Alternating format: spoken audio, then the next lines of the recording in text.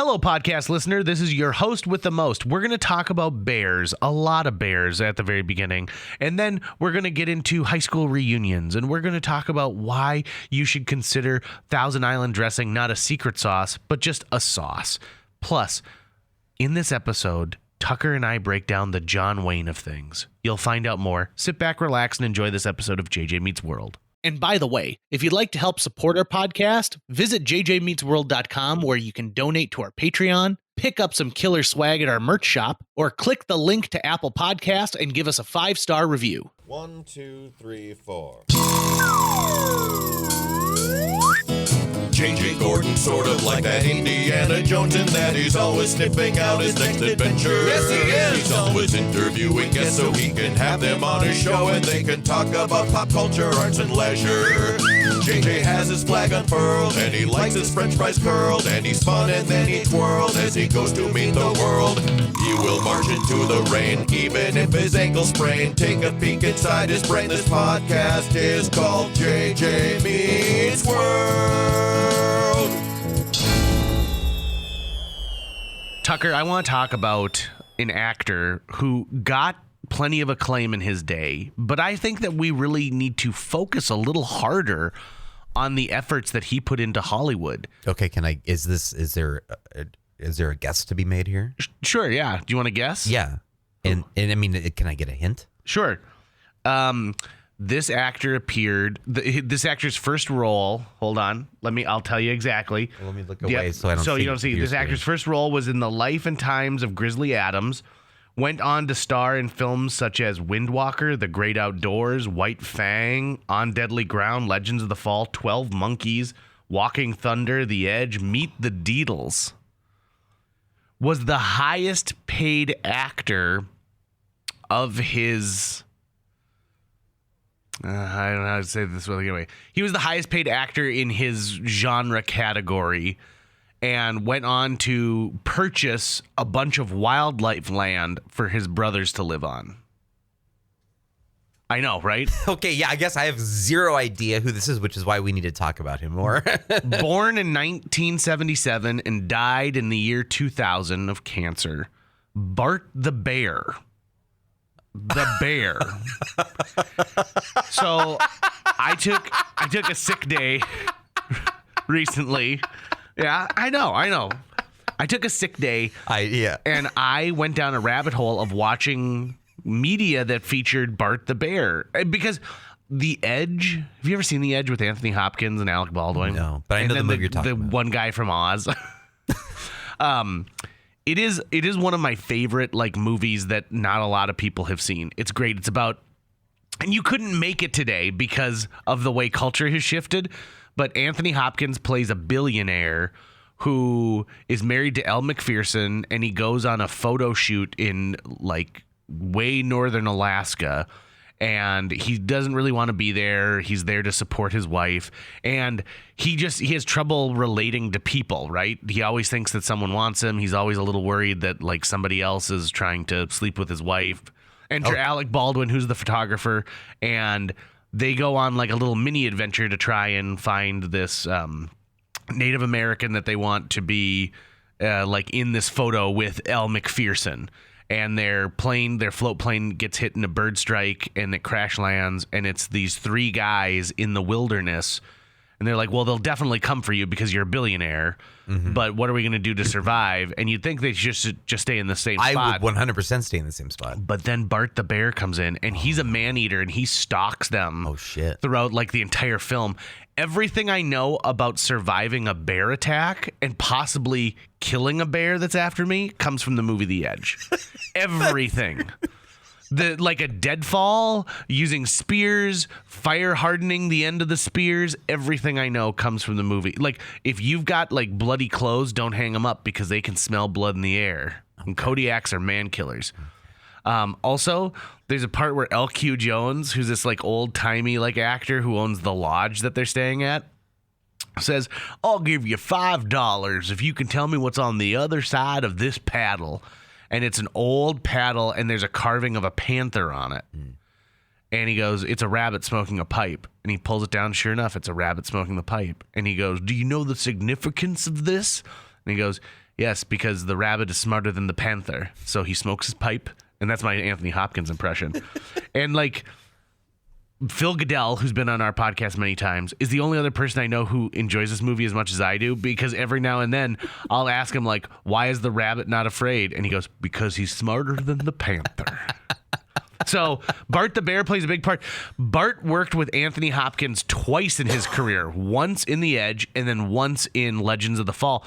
Anthony Hopkins, Bart's trainer said that Anthony Hopkins talked to Bart like he was another actor, and he had so much respect. He goes, this is someone who doesn't understand our language and is able to give a performance that is so thrilling that people are kind of rooting for him to eat me.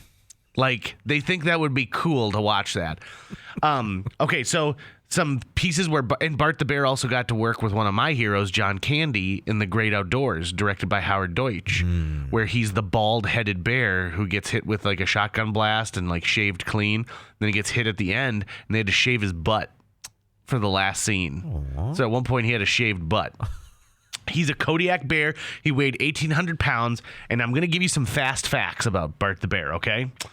So Bart's handler was a guy named Doug Seuss, and Doug believed that Bart was destined to be a star. He said, I've never had an animal that has reacted this way ever since he was a cub. He loved being around people. Bart was good about indicating if something wasn't right for him, like on set. And so there's a scene in The Edge where it's raining and he's got to charge at Anthony Hopkins, and they said, listen, we got to make it rain on Anthony Hopkins, but don't have it raining other places, because Bart's going to run into the rain and be like, oh, I'm a bear. I'm not supposed to be in the rain, and try and get out of it. So here's some fast facts about Bart the Bear. He reportedly earned $1 million from being in The Edge, which is one of his last movies. Over the years, he made $6 million. Like, that's how much he was paid during this whole ordeal, which is just amazing to me. He died of cancer. He earned the title as the John Wayne of Bears. Now, let me ask you something. He earned the title. Later in this, amidst all the other bear actors, right? whose legacies stand out, right? Stands above them all. Right, like his is the one that, like, when you think of bear acting, you think of Bart the Bear. And later on in this podcast, Tucker, I'm going to ask you to help me make a list of the John Wayne of other things. Okay? So just start thinking about that right now. And so there's a movie called The Bear, and he is the bear in The Bear. Okay. Which is like just amazing. Which is not the current TV show. Right? Right. That is about the kid from Shameless who's really smart making Italian beef sandwiches in Chicago. So he was the spokesbear. That's right, spokesbear for a couple nonprofit groups, including Vital Ground, which raised money to shore up land for bears and other wild animals so that they can live in their natural habitat. So essentially saying, I'm going to buy this land and not do anything on it so that it's, protected for these bears. He bought, let's see, what was his first purchase? His first purchase was 260 acres, and Bart the Bear, in one of the first times it ever happened, was a substantial landowner. Like, the bear was the owner of the land. Okay. So if they said, hey, should we frack for oil? Here's 2 salmons. This one's yes and this one's no. Whichever salmon he ate is the one that, like, he made decisions. But eventually he bought 6,000 acres in the Rocky Mountains. Isn't that amazing? How did he buy it?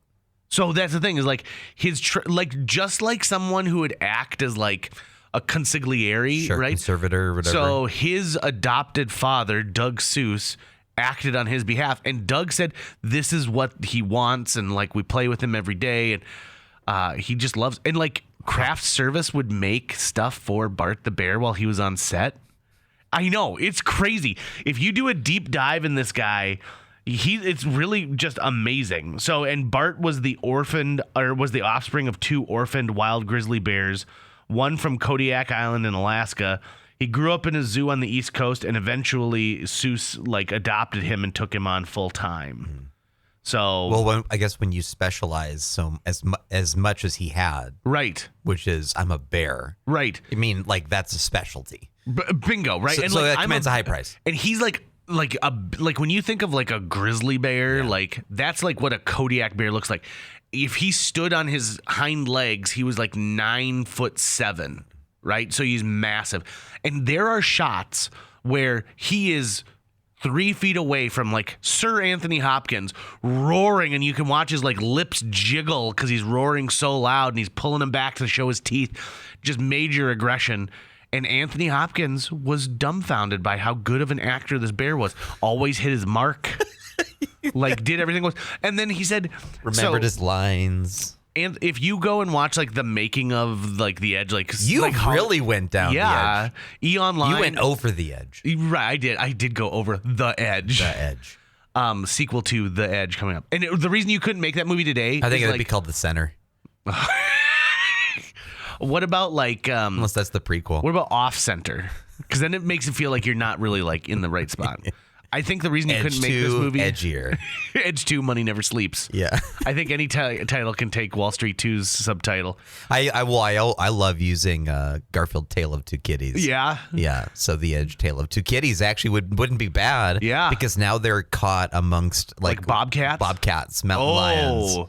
Yeah, like it's a kitty war is going on. They're caught between warring tribes of cats. I like that. Both of them trying to take over the side of a mountain because there's more guinea pigs on it or something. Did you see my little cat platform? I did. I'm so proud of you for making that. Thank you. You're trying to segue out of the Bart the Bear conversation? No. Because you should. I don't have anything else to say about let's just go this direction then, because that was fun. I mean, I only had to purchase 2 2x4s in the carpet square. Everything else I had was scrap. And you were able to paint it with what you had left with paint? Yeah, with what I had left. Barely, though. Just barely. I mean, I could probably go back in again with like a little brush and just try to maybe touch it up with little, because I still have the can. But at that point, I was just like, I just want to give this to the cats. You know, I had let it like sit for 2 days. And now they get a fun little perch where they can see out the window, watch their cat TV. Peter loves it. He previously he had a platform, but it was really tiny. It was just one I bought, and it gave him no room to lay down. He always had to be like sitting on it to be able to see out, and he always had to kind of stretch to get to it. So it was never comfortable for him. So yeah, I mean, the one thing is that the sun doesn't really come in at an angle in through that window in any way. So like it would be perfect for sunbathing for cats as well. But I don't think it gets hit. But I felt so proud to be like, look at me, I built a thing. It feels good. It feels good to do that. What was the last home project that you did? Because I know you had made those.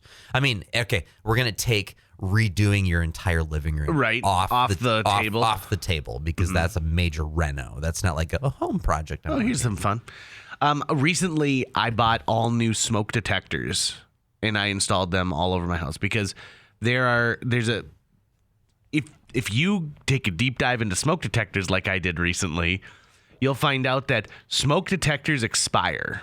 So like every like 5 years, they say you should replace the unit itself and not just the battery, but the unit, because they, they're mainly made out of plastic. There's pieces on it that can kind of erode away. If it's in an area that is, commonly moist for any reason, dust accumulates inside of it. And so it's been a long time, and we have never in my house had the right amount of smoke detectors because you're supposed to put them in strategic places. Like every bedroom is supposed to have a smoke detector outside of it. Outside of it. Yeah. Okay. And so, at one point you're like, okay, well that's like 9 smoke detectors. Like if you've got like a 4-bedroom house and then you add the kitchen. But I said, okay, I'm going to put a smoke detector in my kitchen. I'm going to put one in my laundry room. I've got one in the basement, like in my workshop where like our water heater is and like our HVAC unit is, in a crawl space behind there. And then I have one outside of our main bedroom, and I have one down the hall from our bedrooms where the other 2 like guest bedrooms are. And so I did a bunch of research, and I found this particular brand that makes a fire alarm that's good for 8 years. No batteries need to be changed in it. Okay. So it's essentially like you just throw away the unit after 8 years. Wow. Okay. Right? Sure. So I swapped those out and I hung all of those around my house. And I feel like it's weird because I was never worried about it. Like I was never waking up in the middle of the night going, oh God, What if my a fire smoke detection? Yeah, and I am unaware of it right in the moment. But I felt I slept sounder yesterday because of it. Because I'm like, I'm protected. What about your carbon monoxide? They're dual. Oh, Yeah. okay. That is that's a big selling point. Right? Yeah. So it's both the fire and the carbon monoxide. The worst fire alarm I ever bought was I bought a high-end one off of Amazon, and I hooked it up in the basement of our other house, and it would go, fire detected. And it was like a British woman's voice, fire detected.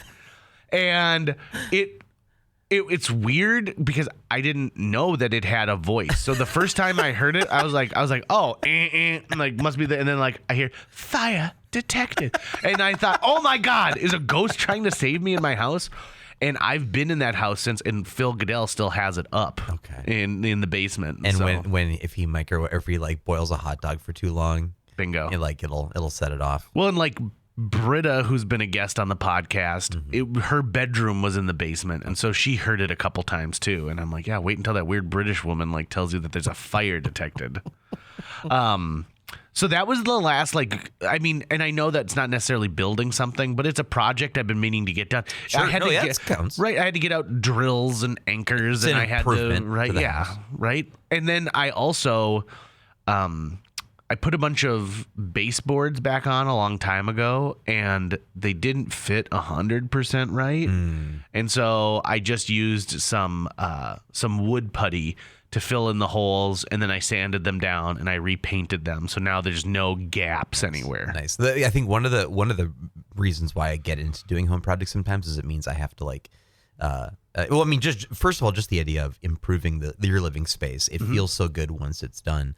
But like for this one, I used it as an excuse to treat myself to getting a little impact driver. Nice. That I've got now. This little tiny battery, amazing, and it made that project just go so much more smoothly. The impact driver is the unsung hero of the toolbox. Yeah, absolutely. And like, I don't know what we did before that, because I've used drills where I've like, I mean, really, in all honesty, you are the impact. You have to push the drill, and you're using force to get it in. I mean, I do know what I used to do, which was be bad at screwing things in, because I'm just not skilled at it. I don't have the same sort of like physical coordination as other people do. It just takes me longer. And I've been like building sets for years and stuff. And even then I'm like, yep, give me a few extra minutes here, guys, for me to get this right. So yeah, like it definitely helped turn me from being like a semi-incompetent person to a good enough, right? Like you can do it now, and it's not too much of an issue. But I also switched specifically to that star head. Oh yeah, the torque screw is the only way to go. That's now, baby. the only way to go. It's beautiful. It just does not strip and gives you so much amazing torque, and so yeah. And what I like about it too is I can eye it up a little bit better than I can eye up like a Phillips head screw. Be like, oh, this is a T25. Yeah. Right? Yeah. Like this is bigger. Now the next thing you have to do is there's a company called SPAC, SPAC, and you can get these at Menards. That sounds like the kind of name for a business that came out of like a Nickelodeon cartoon. Sure. It's SPAC. It's SPAC. Be like, come on in, kids. I'm the president of SPAC. What do you make? Well, we make SPAC. We here at SPAC Industries. What it is it is a torque screw, but it's got like a built-in washer on the head. So it's really wide, right? And they're a bit beefier. So like they're thick. I would say they're probably about like a pencil thickness. Oh, okay. When it comes to the screw themselves, but they're ultra heavy duty. Okay. Right. Like, yeah. It sounds like it. You could so at my old house, I built these shelves that came down from the rafters. But I'm like, okay, so they need to hold weight, and there's going to be, weight put on these platforms. Well, I put these screws into it, so even if like there's substantial weight, it can hold that coming down. A little bit spendier, but when you go in there and like when they've got an 11% rebate, it is worth it. So the next time you need to build like Like, let's say you're going to build garage shelves, right? So Right. they're not fine enough that I would say they're indoor use. Yeah. But like if They you can need look to a little build, rough if you need them to. That's bingo. fine. Like you're going to see them. Yep. Like you're going to see them no matter what. They are amazing screws. I keep a box, like a separated like tackle box of them in my garage all the time. And they make some longer, thinner ones that have like larger heads too. And every now and then you just want the confidence. Yeah, I mean, a little spendier, but at the same time, you can see where that money's going immediately. Right. I built something, it looks like what you would use to like hang somebody in the Old West, but I built this structure in my backyard so that I could hang hammock swings on it. And so I've got 2 hammock chairs. But it Why doesn't not, look why like not just lead with that? it looks like, but because like I take the swings off during the winter and then it looks like I've got a set of gallows in my backyard. You should get like a, why am I blanking on the name of it? Like a hangman's like No, where coat. they'd cut off their heads. A guillotine. A guillotine. You should put a guillotine back there, Be too. like, sorry guys, just cutting some carrots. One of the jokes in Robin Hood Men in Tights that I always love is when they meet Friar Tuckman, and he's a moil. And Nip he's like, the "What? tip." Nip the tip," and he puts a carrot in a little guillotine for a bris. That'd be an interesting like short film. The ladies love it. That'd be an interesting short film, like from a neighbor's perspective, is watching their neighbor, and every time their neighbor does a home improvement, you're like, I'm pretty sure that's a supervillain Right. building a lair. Well, think about this. But then there's an innocuous usage for whatever they're putting in. There has got to be somebody who lives next to someone who's like a production designer or something like that, who's working on projects in the backyard, and they're like, he built a guillotine this weekend. And what did he do last weekend? He built what looked like the devil's dick. You know, like I'm pretty sure that's a super ray. right. Yeah. He was testing it on the rutabagas. Yesterday I had a trip to Minneapolis and back same day. Wow, you are in about the upper Midwest I fella am these days. I am. I went because I went to see Beetlejuice the musical. Ooh. Now I saw it on Broadway last year, and I got to tell you, it was amazing on Broadway. The touring company. If Broadway was an A+, this was an A-. Oh, okay. So Right. so still amazing. Still amazing, stellar. They are limited by the fact that like they have to take down the set and move it. So in the Broadway cast, the Maitlands, the Gina Davis and Alec Baldwin characters fall through a pit in their house and die. Like it's a squeaky floorboard and they fall down and die. In this, because you can't have a pit every single place you go, they electrocute themselves instead. Okay. Right. And so you get like that. And there are a couple other small changes. Like the sandworm isn't quite as impressive because it's not a permanent structure. Right. But it was delightful. I went with Britta Dillon. And so I picked her up at 7:30, drove down.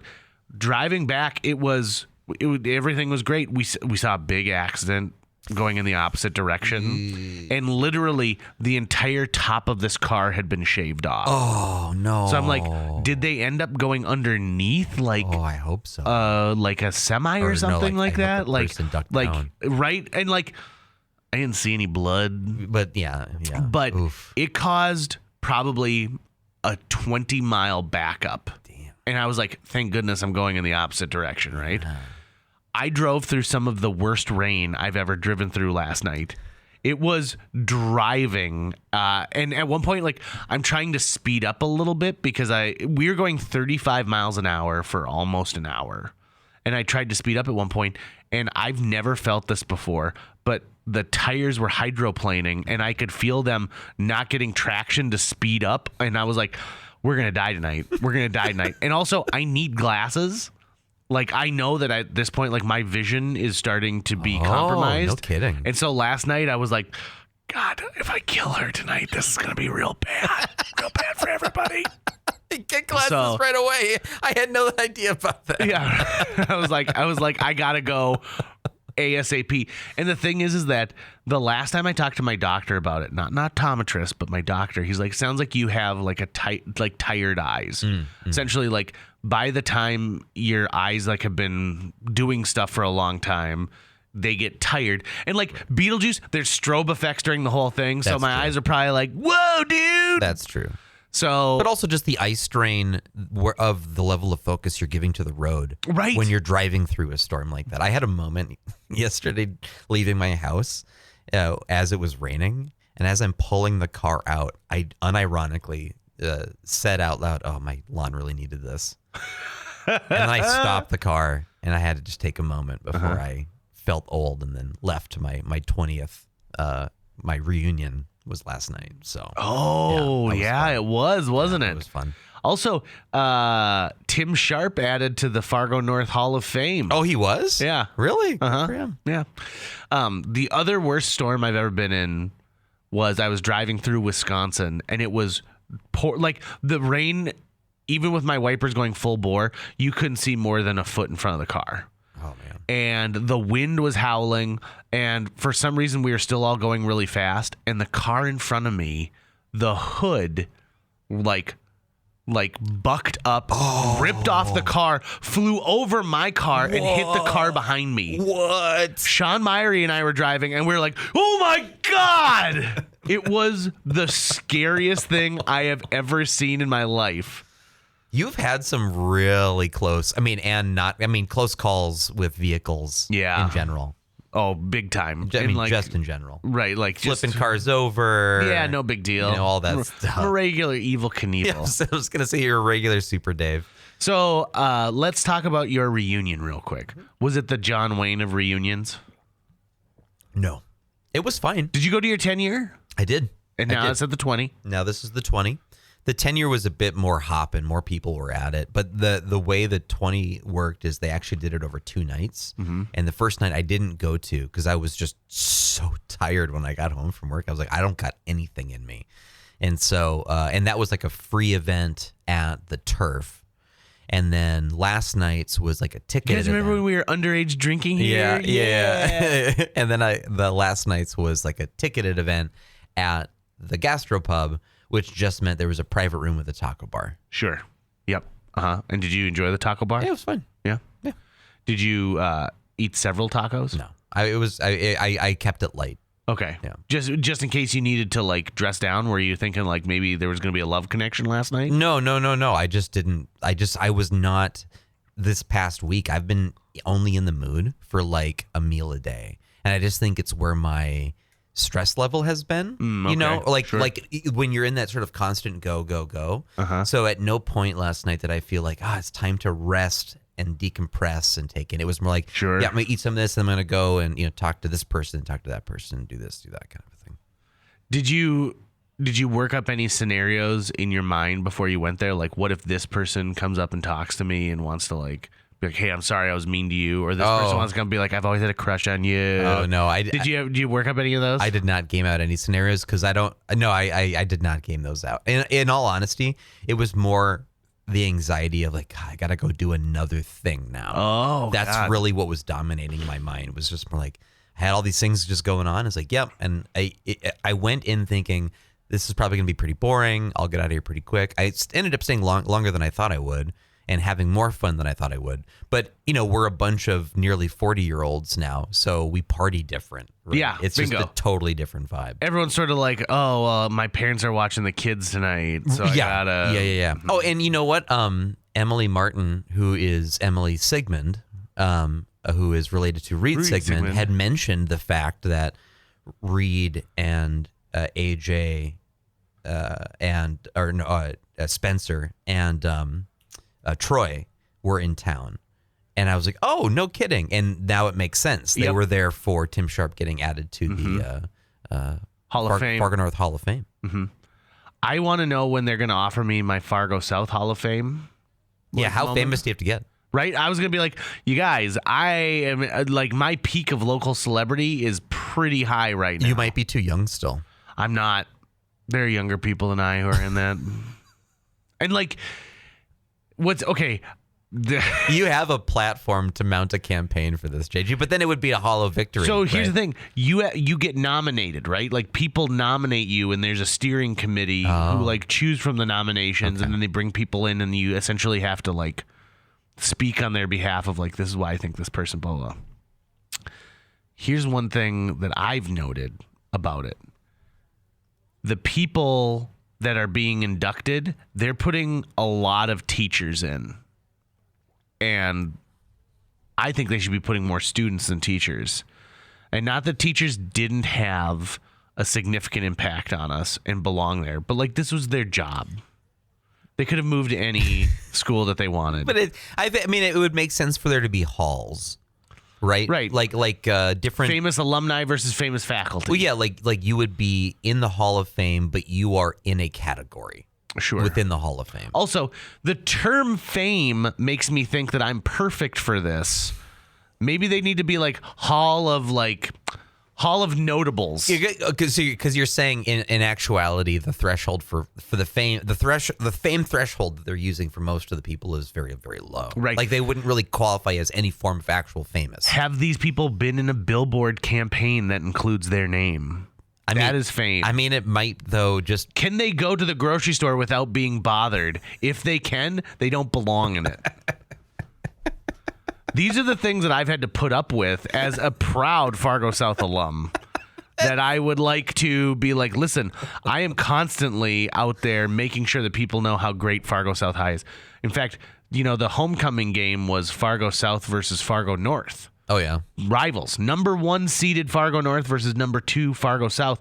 And I was like, there's a likelihood that if I keep working at the improv club, like at Fargo North, I may end up in the Fargo North Hall of Fame before the Fargo South Hall of Fame. And I know that sounds completely and totally ridiculous, but these are the things. Now that I've got fire extinguishers and fire alarms, this is what keeps me up at night. Well, I mean, if you ever become a millionaire, you can just donate your way into as many Hall of Fames as you want.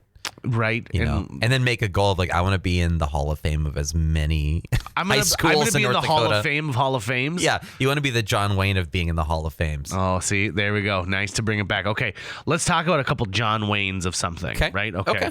So. And are we, can I ask yes. to qualify here? This is what we need to discuss before we get into it. Are you using John Wayne as sort of a stand-in to say like the best in quotes, or like epic or awesome, or like in his genre, in his style, he would be considered sort of a tent pole, right? So this is what I think of especially when they use the John Wayne of Bears. You can't walk into a house and say John Wayne without somebody instantly knowing at least a reference. Maybe they've never seen a John Wayne movie, but they know about it. So crossover cultural significance. Right. Okay. There's an airport named after John Wayne. Right. He was very, very, he's an A-lister. A-lister, right? He was just like the fame was so thick that there's no way he was not in his high school's Hall of Fame. Right. Like, right. They might have just said, like, listen, we're going to get rid of every other trophy. We're going to just burn it all and just put one picture of you, John Wayne the Duke, in there.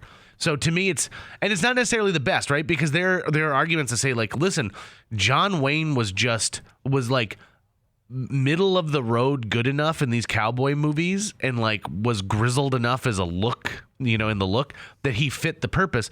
But was he the best actor? No. By leaps and bounds, Not no, even close. Right? So it's not necessarily the best, but it might be perceived as like the best because it's so well known. Okay? Okay. Yep. No, that makes sense to me. So, for example, I've got an easy layup one. There are many flavors of M&M, right? Peanut. Okay, yeah. The John Wayne of M&Ms, other than the original chocolate, would be the peanut M&M. I think so. Right? Yeah, I think so. Raise the occasion. Now, I love the one that's got the little crackle bits in it. Yeah. Those are really good. I will say one of the huge perks of my job. I shouldn't say the huge perks of my job. This is one of the perks of my job is they'll like on Fridays they'll do like a whole popcorn and M&M spread in the break room, and there are regular M&Ms as an option, M&M minis, peanut M&Ms, and peanut butter M&Ms. Oh, peanut butter M&Ms. And I go hog wild for those peanut butter M&Ms. Yeah. Like, I don't care if it's shredding the roof of my mouth and giving me type 2 diabetes. I don't even actually touch the popcorn usually. I just straight up raw dog it with the peanut M&Ms. I don't know if I've ever seen you as being a popcorn eater in general. Not really. I mean, at a movie theater, sure. I love the sodium intake, that like that sodium spike you get. That tastes really good. But in general, I'm never craving popcorn. I like it. One of my favorite old-timey sayings that I work into every now and then is, it's drier in here than a popcorn fart. I just really, really love that one. It's drier in here than a popcorn fart. Okay, so let's do this. The John Wayne of fast food restaurants. McDonald's. Okay, so give me why.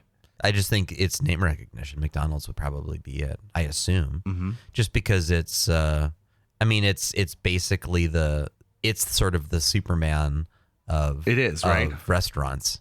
Superman's kind of the John Wayne of superheroes. Okay. Let's get real nerdy. The Justice League. Which superhero represents which national fast food chain? Okay, so Superman is McDonald's. Yep. Batman is Burger King. Okay. I think Wonder Woman is Wendy's. Oh, just because it's a woman? Yeah. Okay. Real chauvinistic here. So then Aquaman would have to be like a Long John Silver. Oh, yes. Right? He would have to be. Okay, so what about Green Lantern would have to be. Okay, one of Green Lantern, like the skill of Green Lantern is it can kind of become anything it wants, like at any given time. So which is the fast food company that doesn't stay in Hardee's? He is the Hardee's because Hardee's doesn't stay in their lane. At one point they're like, we got soup and fried chicken. Yeah, I'm trying to think if there's a Justice Leaguer who's known by different names in different parts of the country. You mean a Carl's Jr.? Okay, so let's go. Okay, so the Big Mac would then be the John Wayne of McDonald's menu items. I think so. You really can go like all the way up and down with John Wayne in this stuff, right? You really you could even go, okay, on the Big Mac, what's the John Wayne ingredient? It's got to be the special sauce. The special sauce, right? Which I think is gross. I remember being really disappointed as a kid because I loved to eat and I loved to eat big greasy burgers, and I'd seen commercials for the Big Mac. And so that looks delicious. Like, I'm going to grow up. So I got one as a kid, and I was so bummed out because I didn't realize that the special sauce is basically like diced pickles or something. Well, it's it's Thousand Island dressing with diced pickles, right? I think is what it is. Yeah, it's gross. Okay. And it ruined it for me. So can you tell me what all the pieces of a Big Mac are? Okay, we've got that sort of bun with an extra bread slice in the center. Yep. Right. The 3-slice bun. There's a sesame seed bun. Yep. So there's 2 beef patties. Yep. All beef patties. All beef patties. There's going to be cheese. Yep. There's going to be, is there lettuce on a Big Mac? There is lettuce. There is. Shredded iceberg lettuce. Excuse me. Big burp right there. Think about your Big Macs. Yeah, right. The special sauce we talked about. Yep. Onions. Yep. Is there ketchup? There's no ketchup. There's no ketchup. The special sauce takes the place. Ugh. There's also no mustard. You're missing the thing that I would think you would say, I'd like a Big Mac, but get these off of it. Pickles? Yes. Yeah. Well, I mean, yeah. I guess I'm assuming with my assumption, me saying that I want that special sauce off, shouldn't also include I want any pickles off of that bullshit. So yeah, I don't get Big Macs. So now this. But the double quarter pounder with cheese. Oh, that is the John Wayne of hangover meals for me. So, okay, it's called the double quarter pounder. Why not just call it the half pounder? I know, because it sounds worse. Do you to want the person like, I want to have half a pound of meat, which is what you're having. So do you want to know why they don't call it the half pounder? Like this is an actual true story. Oh, is this like a regulations thing? No. Okay. It's because people are stupid, like real stupid. So the quarter pounder comes out and it's a huge success. And so Burger King decides, you know what? We're going to have a rival sandwich and we're going to have it be a 3rd pound burger, which is more, right? Yeah. But people would complain. They're like, no, we'll get the quarter pounder because it's more. And they're like, no, it's not. And they're like, yeah, but it's a quarter pounder is more than a 3rd pound because the number 4 is greater than 3. Yeah. And people don't realize how fractions work. And so they said, we're going to call it a double quarter pounder. You get 2 quarter pounders, because if they had just called it the half pounder, people would actually think that they're getting more with a double quarter pounder. Okay. People are dumb. Yeah. Yeah. So thank you to like whatever testing facility they had in Southern California for that like little piece of marketing gem. Well, I mean, every time I go to McDonald's, I'm not at my highest functioning mental level anyways. Okay. So, and I'm never like at the top of my game and then make a pit stop at McDonald's. What is the John Wayne of kitchen appliances that you might have? So this includes the refrigerator. That's a huge. Well, then it has to be the refrigerator. What about the freezer? The refrigerator still, I think. Okay, what about the oven? Because refrigerator's got a freezer in it. Okay, what about the oven? Doesn't have. What about the microwave? I understand that these are other appliances. What about the stove? But it would be the refrigerator. It's gonna be the refrigerator. It would absolutely be the refrigerator every time. That's food storage. I mean, but you can have plenty of stuff that's in a cabinet that doesn't have to be cold. Okay. Okay. You take out your fridge right now, JJ. How are you keeping your food fresh at home? So you would just end up having to go to the grocery store on a more regular basis. Like you'd have to stop and buy your meat every day. Yeah. All your condiments would be like. But here's the thing: you could have a freezer where you have all your stuff frozen, and then you thaw it out. And I'm just arguing to argue with you here. I agree that the refrigerator is the John Wayne of appliances, but I'm just trying to like work it out. What about the forks? They're like, what about the Charlie Chaplin of toiletries? Okay, so what is the? I mean, if I say like the John Wayne of anything in your house that uses water, it's the toilet, right? Oh fuck yes, right? Like I feel bad for that thing sometimes. All the time. Yeah. It's the Rooster Cogburn. Have you ever eaten colored frosting that colored your poops for longer than a day? Yeah. Or eaten too many Oreos and it makes your poop black. Yeah. I had 2 days of teal. Oh God. And I was like, good God. Like it looked just the same way as it did going in. Do I have stomach cancer? Yeah. It was fucked up.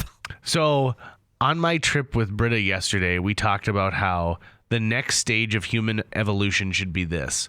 We either get some kind of check engine light that like gets put into, your like wrist when you're like a baby, and it monitors like your health all the time. And so like if the check your body light comes on, it's like, uh-oh, something's going wrong and I should probably get this checked out, right? Or my suggestion was, what if we could evolve like villains and end bosses in old Nintendo games, and if we were getting like run down and sick, we would just start like blinking red a little bit, and the like harder the blinking and the more consistent, the closer we were to death. Okay, sure. Yeah. Right? Yeah. So the Teenage Mutant Ninja Turtles arcade game end boss type indication that you are ill. Yeah. And so like if you're on a plane and you're sitting next to someone who's like blinking red really fast, you're like, I better put a mask on. Yeah. This person's dying. I've been playing a lot of Shredder's Revenge lately. So good. So good. So good. Have you been doing do you play the DLC? I do, yeah. So Usagi Yojimbo is so fun to play. That dude kills. The Turtles are really having a great moment right now because they had an awesome movie that was in theaters. They've got this great video game. People are excited about like watching old episodes of the series. There was a Teenage Mutant Ninja Turtles movie that came out probably like in like 2005, 2006. And it was with that version. It was like an anime version of the Turtles, like that was popular on Nickelodeon at the time. Oh, yeah. Because they've rebooted that show like 9 times. Yeah. And in it, there's a like a dimensional portal rip, and the Turtles from the 90s cartoon come through, and the Turtles are like, who are these guys? And they're like, hey, bros, we gotta get some pizza. They're like, these guys are idiots. And then like the Turtles, like the black and white Turtles from the old like comic books come through, and so it's all the Turtles together to fight Shredder, and it's a very interesting concept. I like it. I dig it. Multiverses everywhere. Yeah. We are really. What is the John Wayne of multiverses? Oh, that's a good question. It's got to be the MCU. Is it though? I think it is. Is it? Because there are other for like name recognition, people knowing it, having cultural impact. Yeah, that's true. So it's not necessarily. It doesn't have to absolutely be the best, but it is the one that everyone's like, "Oh, Marvel." No, yeah, absolutely. I mean, well, right. That's what we were saying. John Wayne was nowhere near the best Right. actor. Yeah, you're right. But the crossover name recognition, I think, and I mean, They've also used the word multiverse more than any other product. yeah. I would assume it's. I mean, if it's not, if it's not MCU, then it's the DCU. So, okay, I want to put a different multiverse up there, and it's a lot of nostalgia, but the View Askew-universe that exists with the Kevin Smith films, That's I not thought really it's kind of funny. I guess is it a multiverse? I mean, it's a universe. Yeah, I guess they don't. Well, it has to be in some way because Jason Lee plays That's true. multiple characters. I believe, didn't Quentin Tarantino once say his movies too? Like some of the movies exist in the same world, and some of the movies are movies in that world. Like Django Unchained and stuff would be movies in that world. I think that's really interesting. It is. I'm thinking this next movie that he does. It's his last, Yeah, I would love it to be one that is back in continuity with other films again in some way. It would be fun. What if it's just sort of this last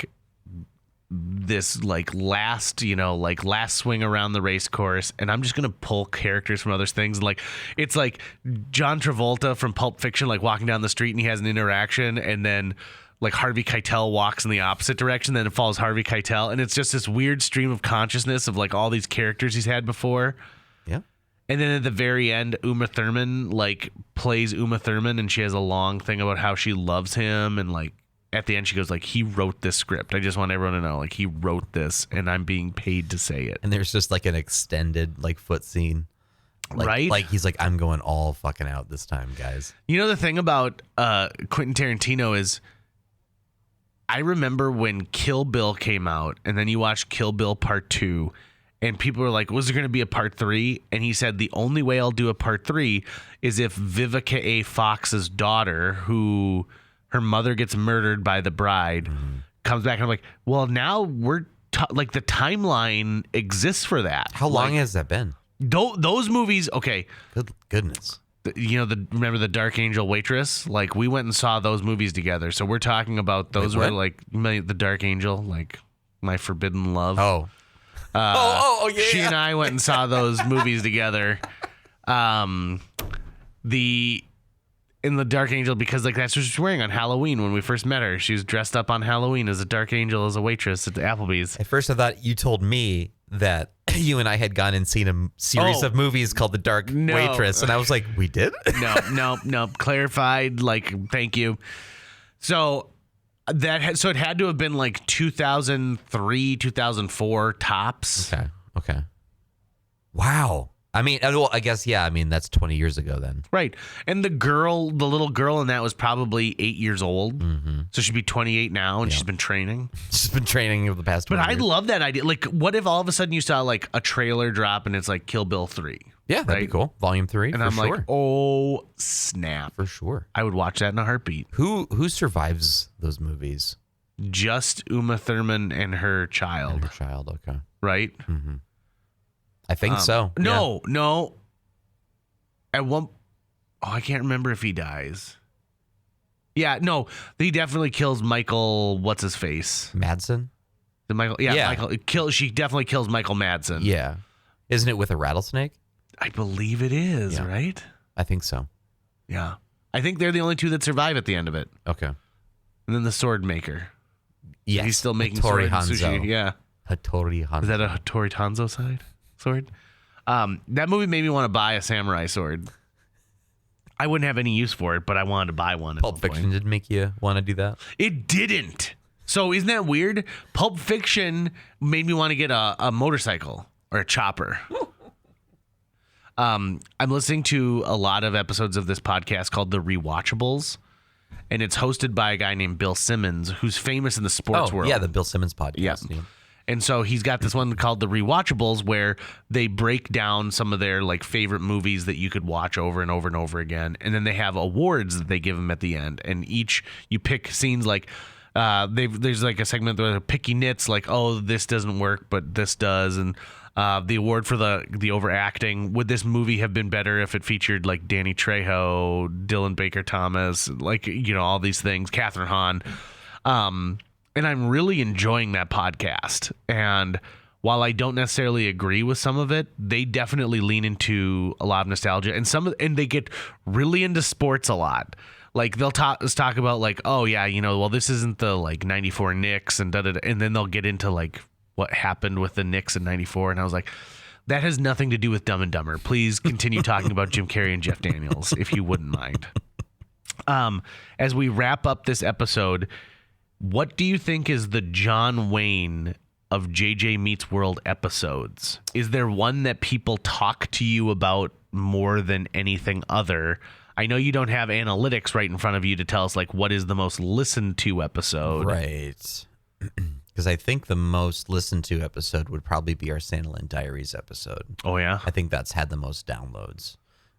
While I was watching Beetlejuice yesterday, I was like, oof, I miss people applauding for me. It's addicting. I'll say this. I know what my answer is for what for me is the John Wayne, and it's the episode where you fall through the chair. Yeah, you love that. You love the beginning of that. I recently queued it up again and listened to it one more time because it was such a wild ride for me. You know what I think to me the John Wayne is? The one that I've had more people listen to is the like marriage means never having to go to McDonald's is the improv episode, because you did such an amazing job sweetening the audio on that. Like when you're the captain talking over the like intercom, like it is perfect. Perfect. I haven't listened to that one in a long time. I might cue that one up today. It goes off the rails in some points, but like it's pretty funny in a lot of these. Like, there's at one point like it's like, well, you're in a room next to a kid who has night terrors. He screams all night long. Yeah, he's got a no bed. Mm-hmm. The beauty was like when in that episode, there's a reason why Britta and I, who are newlyweds, heading to what we thought was Belize, the country, but like we're actually going to Belize, South Dakota, and we have to switch seats with this other passenger. And when the passenger gets into that seat and they open their in-flight magazine, they've won like a round trip trip around. They've won this big trip, and it is just so brilliantly done. And you didn't waste a moment. You're like, and if you take out your in-flight magazine, it is just really, really well done. That was a really fun. And there's a bunch of other standouts, but yeah, that would be up there for me. That's good. All right, I gotta go because I'm not feeling well. Bye. That's going to wrap it up for today's show. If you enjoyed this episode and would like to help us continue to produce new episodes each week, visit jjmeetsworld.com, where you can donate to our Patreon, pick up some swag at the merch shop, or follow our link to Apple Podcasts and leave us a 5-star review. You can also follow us on social media. We're on Facebook, Instagram, Twitter, YouTube, all the sites the cool kids are using these days. JJ Meets World is produced every week by Tucker Lucas. You can find out more about Tucker's work by visiting moonbasemaria.com. If you want to get in touch with your host with the most, check out linebenders.com, where you can find direct contact info for JJ or booking information. The John Wayne of toilet paper is whatever toilet paper's in front of you.